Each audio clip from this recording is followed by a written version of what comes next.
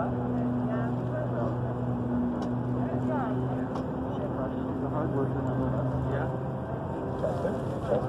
anybody hear me? Like one? Hey, Barry, yeah, sure. Alright. How are you doing? Not too bad. So a couple of days ago in Toronto's City Council, one of our councillors floated the idea of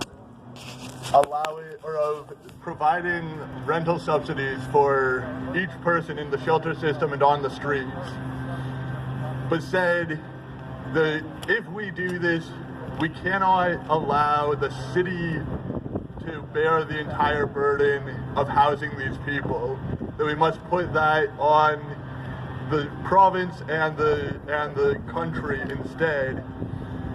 And I thought that it was a little bit odd because the shelter,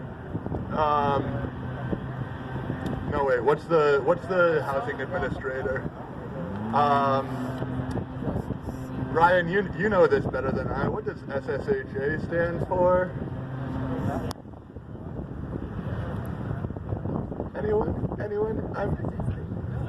SSHA is funded, or was funded this year to the tune of $660 million. And here's the thing, is that there's about 10,000, give or take a couple thousand people who are on the streets in Toronto right now. Prices for a one-bedroom or a bachelor in Toronto, you're looking at $1,500 a month, about $18,000 a year. That's only $180 million a year. Now, okay, $180 million a year is a lot. That's fair. But compared to the $660 million that we are already spending, if we are moving these people into subsidized units, we are saving money. And so why do we then need to go to the province or to the federal government and say, hey, we're poor, give us money? It doesn't make any sense. You know what? I was going to be nice, but that councillor was Kristen Wong-Tam, who claims in all of her messaging to be one of our more progressive councillors. The rest of our councillors, especially the councillors out in the suburbs, and I would have to imagine at least half of the people who are in this building behind me from rural and semi-rural Ontario, they're worse. They don't want to fund homelessness at all. They don't want to fund solutions. They don't want to find solutions. Their idea of a solution to homelessness is to make us disappear. And they do not care if that is disappeared into a warehouse of a shelter where we are in congregate settings and die to disease or to overdoses. They don't care if making us disappear means putting us into shelter hotels where we are on our own and overdose in larger numbers this year than ever fucking before. They do not care if we die on the streets as long as they don't have to see it. This is not about give us housing because we're poor or lazy. This is give us housing because housing is a human right, and we should not have to have a certain amount of wealth or a certain amount of income in order to have our human rights met.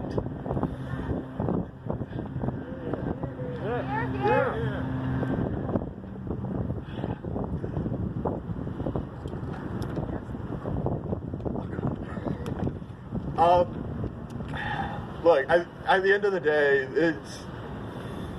it's not crazy to ask for affordable housing. It's not crazy to ask that people be given enough of an income to feed themselves, to get their appropriate health care, to get the basic needs that they need in order to survive What we should be asking for is enough of a basic income that we can thrive.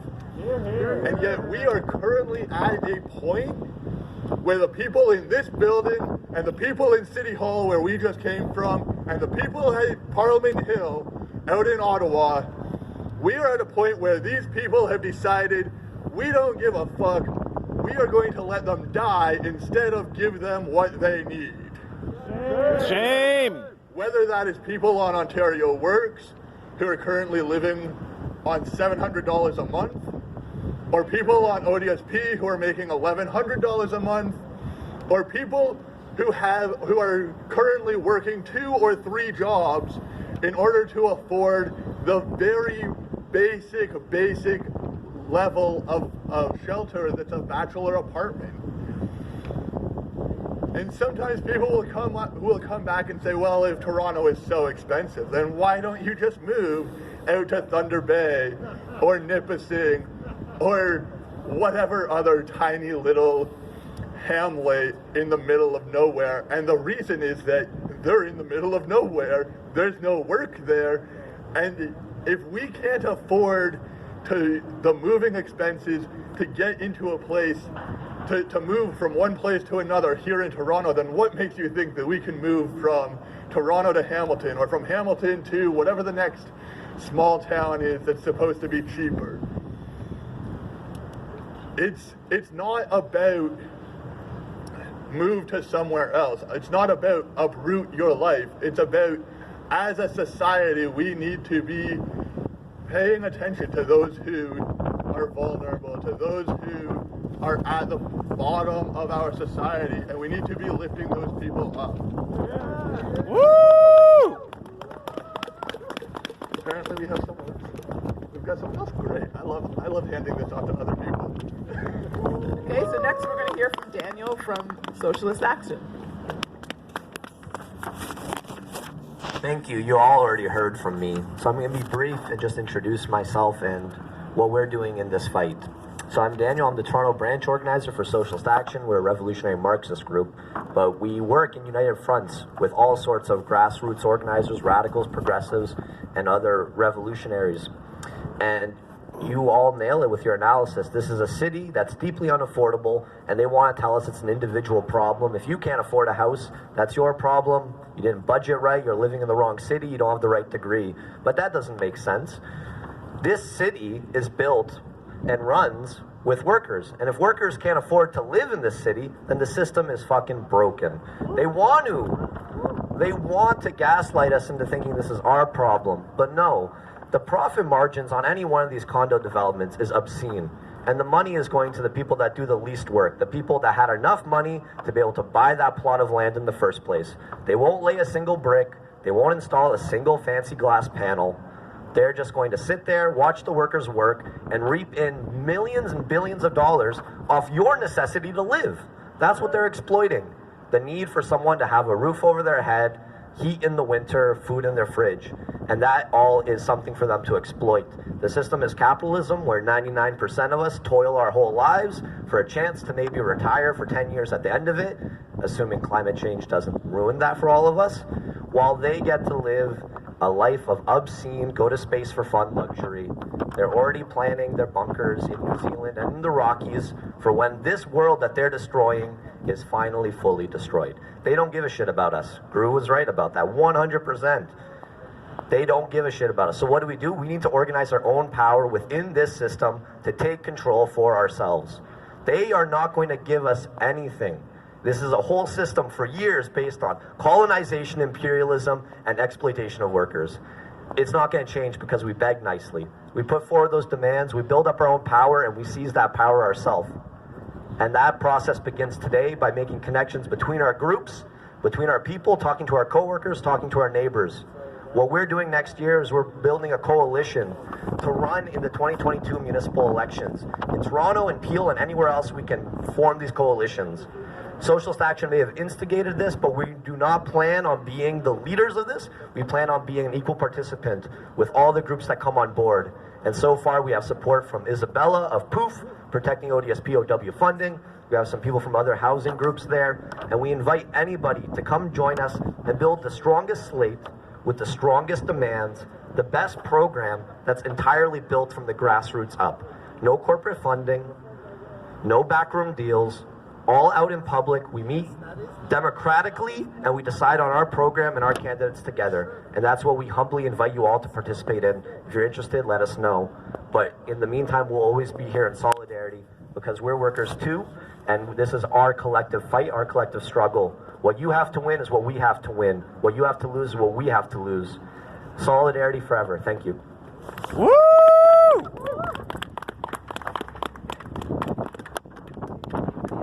Did anybody else have something to say to the group or to the politicians?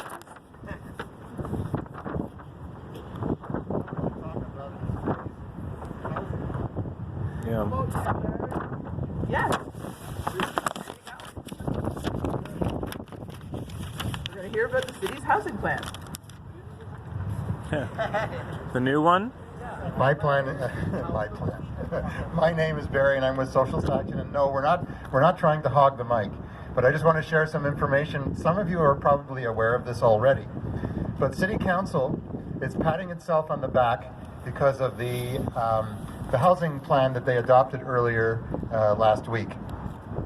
And you know, when you consider the possibility of handing out an award for the most ineffectual and pretentious claims, COP26 and the city's housing plan are right up there on the upper shelf, competing for the award for the most ineffectual and ridiculous and pretentious claims. So what is the city's housing plan? Against tremendous opposition, the reform wing of City Council got the city to adopt the idea of requiring developers to set aside 5 to 10% of new condo development that has at least 100 units for affordable housing. So let's break that down. There's a number of problems with that right there, right off the top. First of all, 5 to 10%? Shame! Secondly, where? Well, at near subway stations, so that's not very extensive. Near subway stations, that's a good idea, but that's just one brick in the wall, literally. We need a lot more than that. In units, in developments that have over 100 units. So if you're a developer and you're building a skyscraper that has 50 or 75 or 90 units, you're not captured. You're not captured by this requirement. No. So that's another problem. And then they talk about how the requirement will increase gradually, emphasis on the word gradually. If this makes you think of COP26, then you're on the right track. Gradually to 8 to 22% by 2030. But there's one more problem, and that's contained in the expression affordable. The word affordable. What is affordable for me and what is affordable for anyone else here or anyone who's not here and who's houseless is a different matter entirely. What we talk about is the need for rent geared to income. We need to construct a hell of a lot more social housing, and all of the empty units in these office buildings, the Star revealed that something like 75% vacancy. Yeah. These should be expropriated in the public interest and provided to people who are houseless. Woo! All of the work, the engineering, the design, the architecture, the glass and steel and bricks that went into build Toronto should be put to work, put to the service of people who are houseless. That should be a priority. Health, education, and housing should be a priority. But under capitalism, it's not. And that's another reason why we think the system has to change. We need system change, not climate change, literally. And that's why we're here, as Daniel said, proposing that we get together and organize a team of candidates in the next municipal election to challenge big business at City Hall, big business at the school board, and big business dominating this economy and destroying our natural environment. So if you agree with that, we invite you to join us, and thanks very much for listening to what I have to say. Bye-bye. Woo! Barry, why would we stop with city councils? Can we throw a. I mean, these guys are up for re-election next year as well in June, is it? June 2nd. I get that, like, it's easier to just do city councils, but come on, when did we ever do the easy thing? And why should we? Anyway, next up, we have Brian. You wanna speak? Get up here, brother. Woo!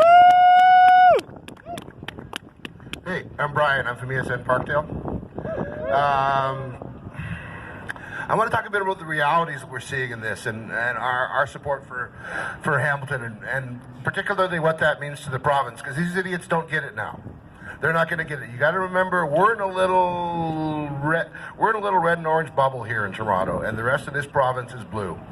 And what we're seeing in Hamilton now, with people being brutally evicted, literally nowhere to go. Like, we don't care where you go, you just can't stay here. That's going to start happening in all these little towns that Dougie's got his support in. You're already seeing it in Northern Ontario and Thunder Bay.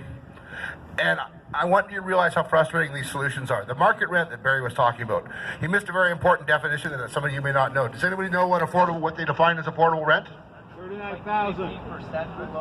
80% of the market rent for that condo. So in other words, you got a bunch of $3,000 a month condos. They're affordable living there is $2,600 a month. How does that work? Kristen Wongtam's solution proposes taking not even everybody that's homeless, just the 3,000 that are vulnerable from being kicked out of hotels back into congregate spaces and trying to house them. But what she's talking about at most is $1,000 per month subsidy.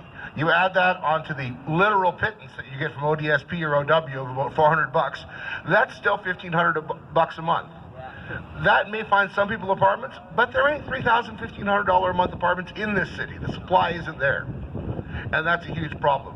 We're seeing a city struggling with a $600 million budget, and what we've seen with encampments is this handful of folks funded by pittances and crowdfunding doing much better than they could on that issue ourselves for over a year, taking care of folks. They bumble with even the money they have. These guys don't even care, and the feds are just throwing money at it. It's a hopeless solution. We really need to focus on municipal politics first. That's the first election that's coming up. We can do a progressive slate. We can make some changes that'll help a little bit, but we still need radical investment. We need a serious commitment to social housing in this country. I'm out after 3 years being homeless. I've been in our GI unit. It gives me a fighting chance, and that's what everybody needs. If I was in market rent, I'd still be. They tried to shove me into a market rent unit that was $1,000 a month where the house was already up for sale. The deal was through the realtor. That was neither sustainable nor affordable, and that's the kind of choices people are making in this city. And it's really not going to get any better. It's much worse. What we saw in Hamilton was brutal compared to what we saw here. And it's only going to get worse in these small towns. Your Stratfords, your Londons. You're going to start. They can figure out their own ways. There's some interesting things happening in Kitchener with Tent City and in Kingston. But once again, that's folks like us coming up with solutions on the ground. This isn't government and municipalities thinking outside the box. This is folks like us that show up and support and discuss amongst ourselves and struggle with these grassroots solutions. And that's how it's going to go. Don't be disappointed by the turnout today. This is winter, this is miserable, everybody's crawling into their own little spaces and trying to stay warm. But don't fool yourselves. Come April, when these shelter hotel leases are up in Toronto, and they try to shove 3,000 people back into congregate shelters, you think they're going to go? No. They're going back to the parks. It's going to be Electric Boogaloo, Encampments Part 2, all over again next summer. And we need to keep talking and keep organizing throughout the winter and keep that support going and keep it strong, because this fight is far from over. We have a municipal election. We got to get these bozos out, and we got to get feds that are actually willing and serious to build housing. Thank you. Woo!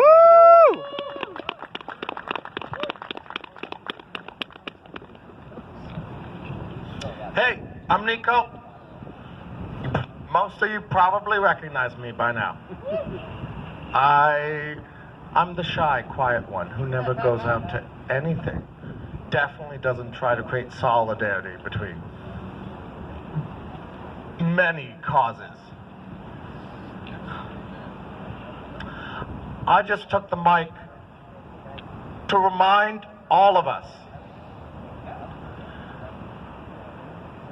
the right to life necessarily demands the right to the means of life. And we all know what those means to life are. Clean water, healthy food, housing, education, health care. What they have been taking over and over. Ford is deliberately sabotaging the healthcare system, deliberately sabotaging long-term care homes, deliberately sabotaging education, deliberately weaponizing the police against the homeless. A government that does not serve the people is a government worth overthrowing. So, create solidarity. We don't all have to like each other.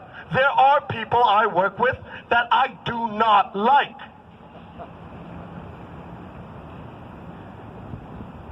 It's called maturity. Yes, there's drama. Yes, there's bullshit. Grow up. You're all part of different, very worthwhile causes. Link up with other worthwhile causes. We only managed to shut down 2 lanes on our march. And our blockade, quite frankly, was pitiful. We didn't stay there long. You wanna cost these bastards money? Because that's the only thing they listen to. Everyone says shut it down. Who's actually shutting it down? Skylar Williams? Poof? The small action I take with my indigenous comrades at King and Bay every Thursday at 4, and they're talking like we don't have the numbers to shut down Bay? So come, every Thursday at 4. When we have the numbers, we'll shut it down again and again and again. Because those are not the people running this place. It's their donors. Woo!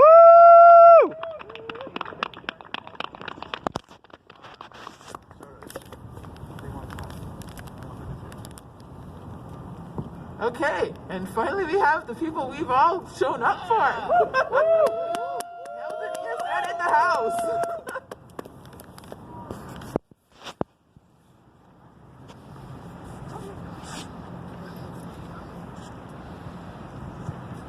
Hi everyone, thank you all for coming out today. We're here on behalf of Hamilton and Cavan Support Network. My name is Kubra, and this is my friend Sahra. Woo! Hi everyone. HESN was launched last year at the end of a 15-day-long sit-in at Hamilton City Hall, demanding for the defunding of the Hamilton Police Service and the reinvestment of those funds into free housing. Ever since, HESN volunteers have witnessed the city of Hamilton's violent approach to the housing crisis on the front line. Encampment residents have been criminalized by the city and police and are constantly pushed from park to park to park across the city. Homes are destroyed and belongings thrown out, only to not be given proper shelter or provided with sustainable housing options. As someone who has lived in the shelter system for 8 years, I know that shelter systems are reactive measures to systemic failure of governments to offer housing to all members of the public.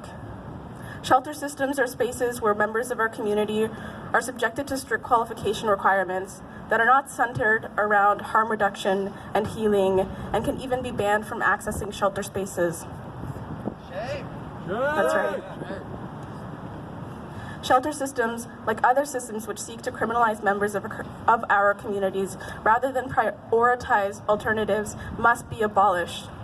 Shelters should always strive towards abolition when the goal is to provide free, accessible, permanent, and dignified housing. Woo!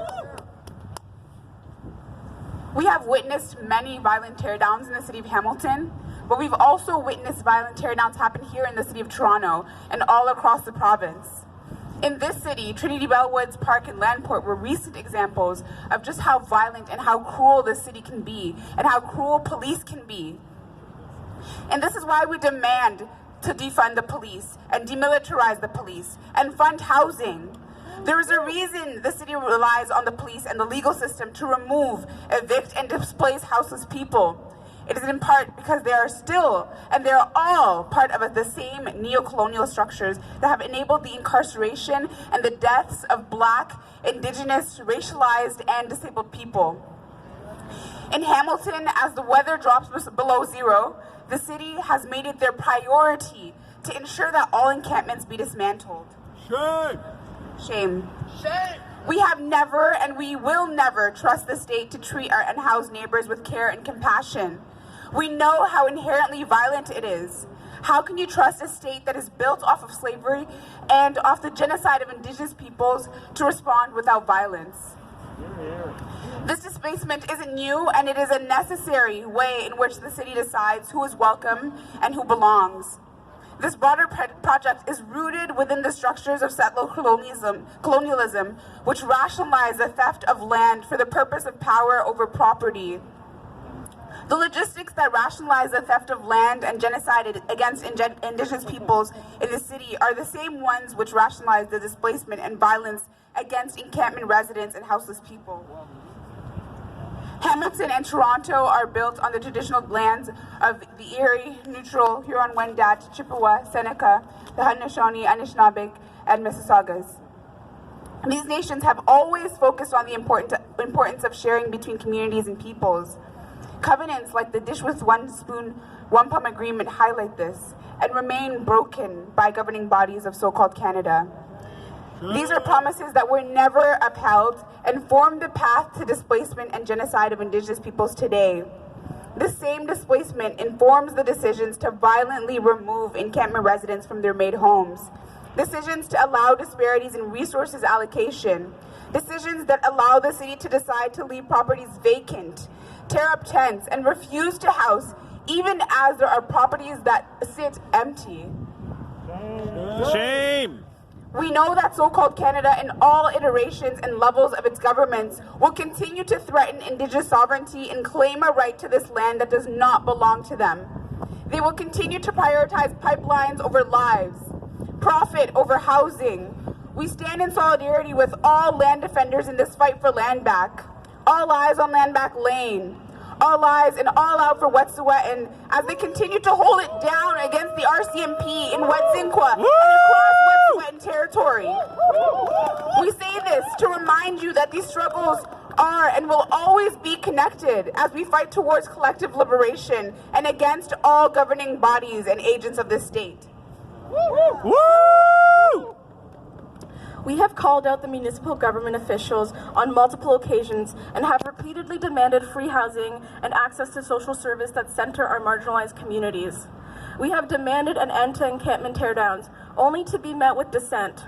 Councillors Jason Farr, Sam Marula, Mayor Fred Eisenberger, and the head of municipal law enforcement, Monica Cirillo, and so many others are so loud about their desire to see all encampments cleared.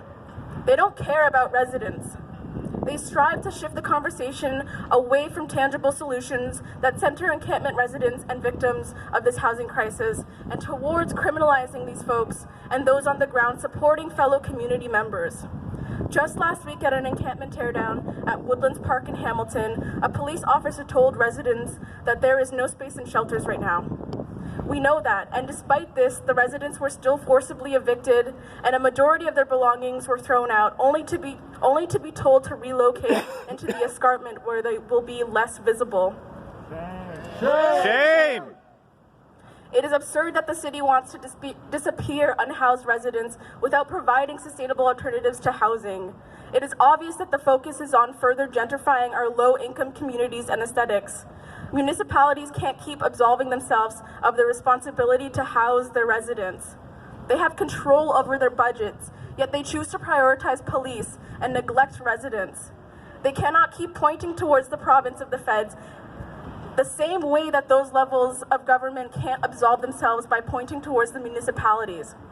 All levels of government have responsibility over this, and the choice to ignore this responsibility will lead to deaths of our unhoused friends and neighbors this winter and all throughout the year.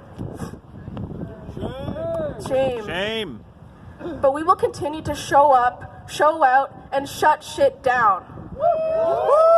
We are tired, we are grieving, but we are also filled with hope and love and anger.